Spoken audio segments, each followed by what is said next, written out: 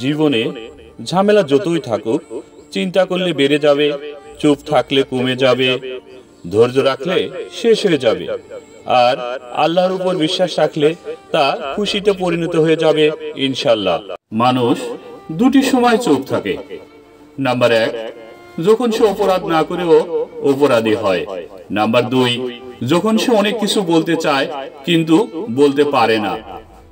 মানুষ জ্ঞানের পরিচয় দেয় তার কথায়, আর যোগ্যতার পরিচয় দেয় তার কর্মে, এবং নিজের পরিচয় দেয় তার ব্যবহারে।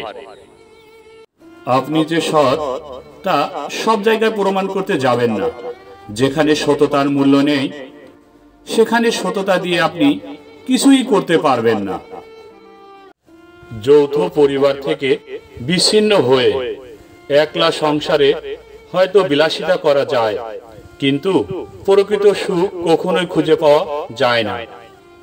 ভুল পথে হাঁটলে যেমন বারবার হোঁচট খেতে হয়, তেমনি ভুল মানুষের সাথে চললে বারবার ঠকতে হয়। জীবন হতে পারে চমৎকার যদি আপনি একে ভয় না পান।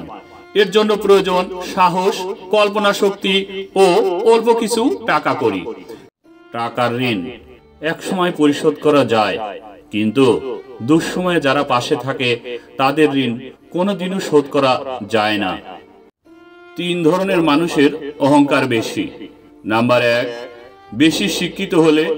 নাম্বার 2, বেশি সুন্দর হলে। নাম্বার 3, হঠাৎ বড়লোক হলে।